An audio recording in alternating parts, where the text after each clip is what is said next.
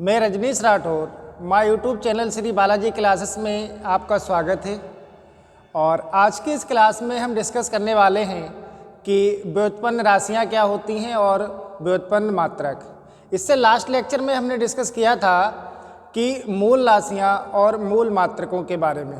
तो देखो यहाँ पर हम देखेंगे कि व्युत्पन्न राशियाँ क्या होती हैं। तो बहुत ही सिंपल टॉपिक है ये, इसको हम एग्जाम्पल के साथ यहाँ पर समझने वाले हैं। तो देखो सबसे पहले देखते हैं कि व्युत्पन्न राशियाँ होती क्या हैं। तो आप ध्यान रखिए, हमने लास्ट लेक्चर में आपको मूल राशियों के बारे में बताया था और ये भी बताया था कि मूल राशियाँ कितने प्रकार की होती हैं। तो अगर हम बात यहाँ पर व्युत्पन्न राशि की करें तो व्युत्पन्न राशि में आप ये ध्यान रखिएगा कि मूल राशियों की सहायता से जो राशियाँ प्राप्त होती हैं उनको व्युत्पन्न राशियाँ कहते हैं। यानी कि मूल राशियों की सहायता से प्राप्त भौतिक राशि को व्युत्पन्न राशि कहते हैं। तो देखो यहाँ पर हमने इसको मेंशन भी कर रखा है, व्युत्पन्न राशियाँ यानी कि डिराइव्ड क्वांटिटीज। तो इसकी डेफिनेशन क्या हो जाएगी कि मूल राशियों की सहायता से प्राप्त भौतिक राशियाँ, मूल राशियों की सहायता से प्राप्त भौतिक राशियों को क्या कहते हैं? व्युत्पन्न राशियाँ कहते हैं। अब देखो व्युत्पन्न राशियों के व्युत्पन्न मात्रक भी होंगे तो अब देखते हैं कि व्युत्पन्न मात्रक क्या होते हैं, यानी कि डेराइव्ड यूनिट्स। तो मूल मात्रकों की सहायता से प्राप्त मात्रक क्या हो जाएगा? मूल मात्रकों की सहायता से प्राप्त मात्रक क्या कहलाते हैं? व्युत्पन्न मात्रक कहलाते हैं। अब देखो इसके अगर हम एग्जाम्पल की बात करें कि व्युत्पन्न राशियाँ क्या होती हैं या उनके व्युत्पन्न मात्रक क्या होते हैं, तो देखो आप इस टाइप से एक टेबल बना लीजिएगा। इधर लिखिए आप व्युत्पन्न राशियां, व्युत्पन्न राशियां। और ध्यान रखिएगा आप ऑब्लिक करके या करके भौतिक राशियां भी लिख सकते हो, व्युत्पन्न राशियां या क्या भौतिक राशियां। और यहाँ पे एक कॉलम बना लेना आप, व्युत्पन्न सूत्र और व्युत्पन्न मात्रक। क्या हो जाएगा? व्युत्पन्न मात्रक, व्युत्पन्न मात्रक। अब देखो यहाँ पर अगर हम पहली व्युत्पन्न राशि लें तो पहली व्युत्पन्न राशि हो जाएगी आपकी क्षेत्रफल। क्या हो जाएगा? क्षेत्रफल, क्षेत्रफल यानी कि एरिया।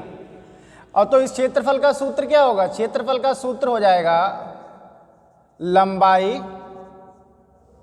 इंटू चौड़ाई। क्या हो जाएगा? लंबाई इंटू चौड़ाई। अब देखो इसका मात्रक क्या होगा?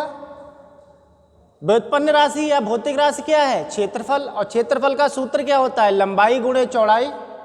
और लंबाई को आप किस में मापेंगे? मीटर में। किस में मापेंगे? मीटर में। और चौड़ाई को भी किस में मापते हैं? मीटर में। तो देखो मीटर इंटू मीटर क्या हो जाएगा? आप इसको लिख सकते हो क्या? वर्ग मीटर। क्या लिख सकते हैं? वर्ग मीटर।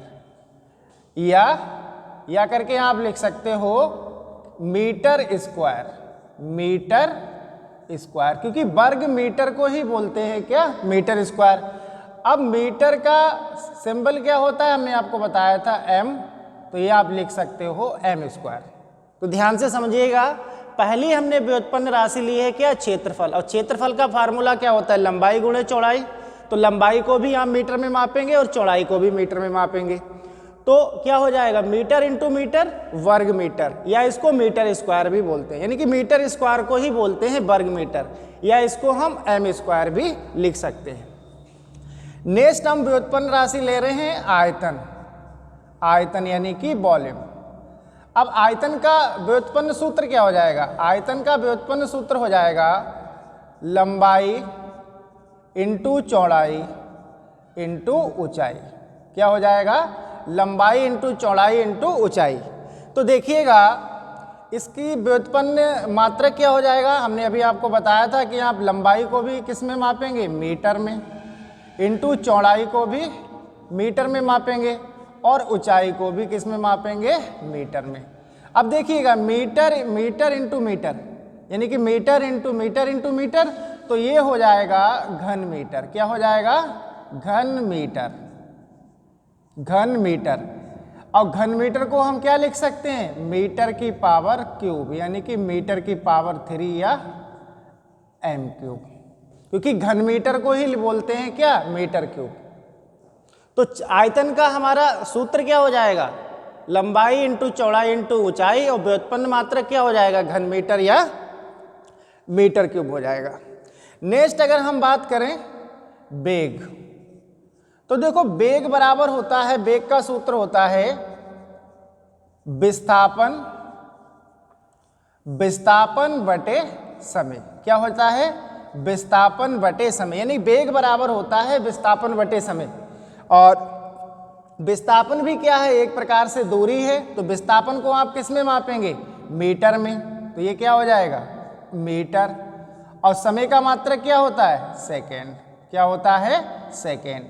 तो विस्थापन का वेग का व्युत्पन्न मात्रक क्या आ जाएगा, मीटर पर सेकेंड, यानी कि आप इसको इस टाइप से भी लिख सकते हो, मीटर पर सेकेंड। अब देखो इस सेकेंड को अगर हम ऊपर ले जाएंगे ना, तो इसको हम इस टाइप से लिख सकते हैं, metre second inverse, metre second inverse. अब नेक्स्ट अगर हम व्युत्पन्न राशि की बात करें, चाल यानी कि स्पीड, और चाल बराबर क्या होता है, चाल बराबर फार्मूला होता है दूरी बटे समय। क्या होता है, चाल बराबर होता है दूरी बटे समय, और दूरी को भी आप किस में मापेंगे, मीटर में, और समय को सेकेंड में। तो इसका भी मात्रक क्या हो जाएगा, मीटर पर सेकेंड या मीटर सेकेंड इनवर्स। अब आप ध्यान रखिएगा, वेग और चाल, वेग और चाल का जो व्युत्पन्न मात्रक होता है वो कैसा होता है, कैसा होता है बेटा, सेम होता है। अब हम नेक्स्ट अगर व्युत्पन्न राशि की बात करें तो आएगा त्वरण। अब देखो त्वरण बराबर क्या होता है, यानी कि एक्सेलरेशन, त्वरण बराबर होता है वेग परिवर्तन बटे समय। त्वरण बराबर क्या होता है, वेग परिवर्तन बटे समय। अब देखिए वेग परिवर्तन यानी कि वेग का व्युत्पन्न मात्रक क्या होता है, मीटर पर सेकेंड, तो आप लिखिएगा वेग का क्या हो जाएगा, मीटर पर सेकेंड, और बटे समय का क्या होगा, सेकेंड। अब देखो ये भी सेकेंड बटे में आएगा, तो इसका मात्रक हो जाएगा मीटर पर सेकेंड स्क्वायर, मीटर पर सेकेंड स्क्वायर। अब देखो बटे में सेकेंड स्क्वायर है, अगर इसको भी आप ऊपर ले जाएंगे तो ये क्या हो जाएगा, मीटर सेकेंड माइनस 2। ध्यान रखिएगा ये सब इनके रूप हैं। तो त्वरण का मात्रक क्या होगा, त्वरण का सूत्र क्या होगा, वेग परिवर्तन बटे समय। अगर हम व्युत्पन्न मात्रक की बात करें तो वेग का क्या होता है, मीटर पर सेकेंड, अभी हमने निकाला था, और बटे समय, समय का क्या हो जाएगा, सेकेंड। अब ये भी सेकेंड नीचे आएगा, तो ये आ जाएगा मीटर पर सेकेंड स्क्वायर। अब देखो मीटर पर सेकेंड स्क्वायर बटे में सेकेंड स्क्वायर है ना, यानी कि पावर किसकी है, इसकी प्लस में, ऊपर ले जाएंगे तो माइनस में हो जाएगी। ठीक है, तो ये आ जाएगा मीटर सेकेंड माइनस 2। नेक्स्ट अगर हम बात करें बल, किसकी बात करें, बल, यानी कि F बराबर क्या होता है, ma होता है। तो बल बराबर क्या हो जाएगा, सूत्र हो जाएगा आपका द्रव्यमान गुणे त्वरण। क्या हो जाएगा, द्रव्यमान गुणे त्वरण। अब देखो द्रव्यमान का मात्रक क्या होता है, द्रव्यमान का मात्रक होता है किलोग्राम। क्या होता है, किलोग्राम। त्वरण का क्या होता है, अभी हमने आपको निकाल के दिखाया, क्या था, मीटर पर सेकेंड स्क्वायर। तो देखो बल का मात्रक क्या आ जाएगा, किलोग्राम मीटर पर सेकेंड स्क्वायर, क्योंकि द्रव्यमान का क्या हो गया, किलोग्राम, और त्वरण का अभी आपने निकाला मीटर पर सेकेंड स्क्वायर, तो क्या आ जाएगा, किलोग्राम मीटर पर सेकेंड स्क्वायर। और आप ध्यान रखेंगे बल का एक और मात्रक होता है न्यूटन। क्या होता है, न्यूटन, और जिसको हम एन से डिनोट करते हैं। किससे करते हैं, एन से डिनोट करते हैं।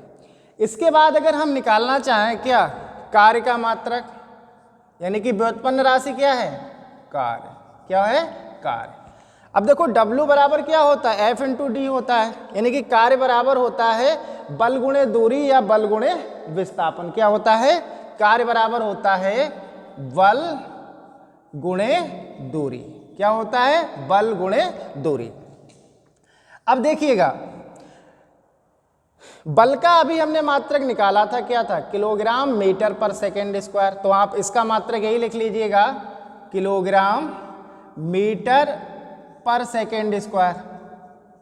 और इनटू दूरी, दूरी का मात्रक क्या है? दूरी का मात्रक हमने बताया था, दूरी का क्या होता है? मीटर होता है। तो इनटू में क्या आ जाएगा? मीटर। अब देखो मीटर इंटू मीटर, इसकी जब आप गुणा करोगे तो ये क्या आ जाएगा? किलोग्राम मीटर स्क्वायर पर सेकेंड स्क्वायर। क्या हो जाएगा?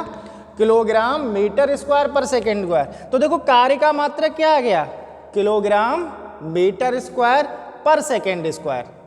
अब देखो एक और इसका मात्रक होता है, अगर हम यहाँ से निकालना चाहें।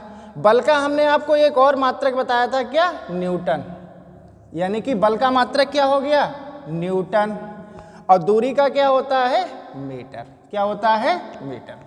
तो इसका एक कार्य का एक और मात्रक आ जाएगा आपका व्युत्पन्न मात्रक, कौन सा? Newton metre. और यह एक और मात्रक इसका होता है, क्या होता है? जूल। कार्य का मात्रक क्या होता है? जूल भी होता है। ठीक है। अब देखो आगे हम नेक्स्ट डिस्कस करेंगे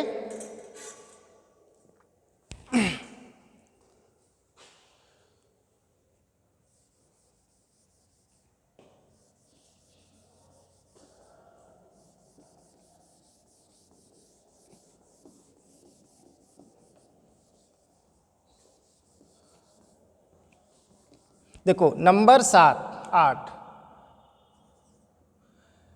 नंबर 8 देखो, शक्ति। क्या ले रहे हैं हम? शक्ति, यानी कि पावर। शक्ति बराबर होता है कार्य बटे समय। क्या होता है? कार्य बटे समय। तो शक्ति का क्या होता है? कार्य बटे समय। अब देखिएगा, कार्य का अभी हमने आपको मात्रक बताया, क्या होता है? न्यूटन मीटर या जूल। ठीक है, या एक ये बताया था। तो यहाँ से आप तीनों बना सकते हो। देखो तो कार्य का क्या होता है? जूल। क्या होता है? जूल। जूल यानी कि इसको जैसे डिनोट कर देते हैं। और बटे क्या है? समय। समय यानी कि जूल पर सेकेंड। क्या हो जाएगा? जूल पर सेकेंड। तो शक्ति का मात्रक क्या आ जाएगा? कार्य बटे समय। और कार्य का क्या होता है? जूल। देखो अभी हमने आपको बताया था। और समय का क्या होता है? सेकेंड। ठीक है। यहाँ से भी हम इसका एक और मात्रक निकाल सकते हैं, तो आप ये अपने आप निकालिएगा। ठीक है, अपने आप निकालेंगे। नेक्स्ट हम बात करते हैं किसकी? दाब। किसकी? दाब।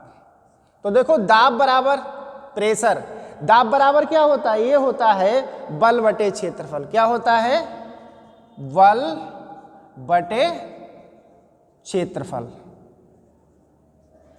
यानी कि P बराबर क्या हो जाएगा? F/A।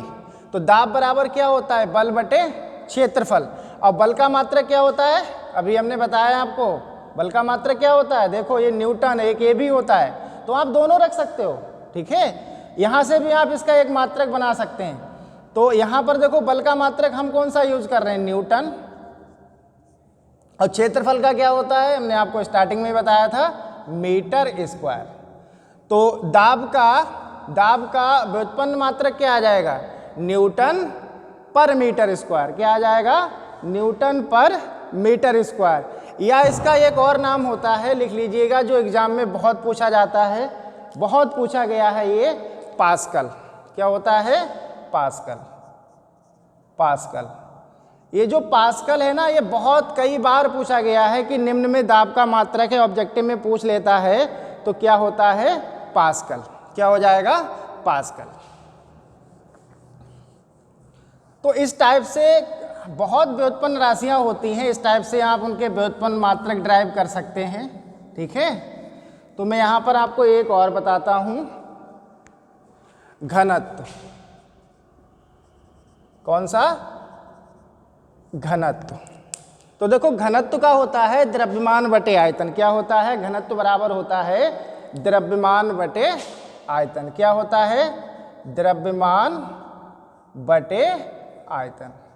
द्रव्यमान बटे आयतन। अब देखो द्रव्यमान का हमने बताया था क्या होता है? किलोग्राम। और आयतन का क्या होता है? Metre cube. यानी कि ये क्या हो जाएगा? किलोग्राम पर मीटर क्यूब। किलोग्राम पर मीटर क्यूब।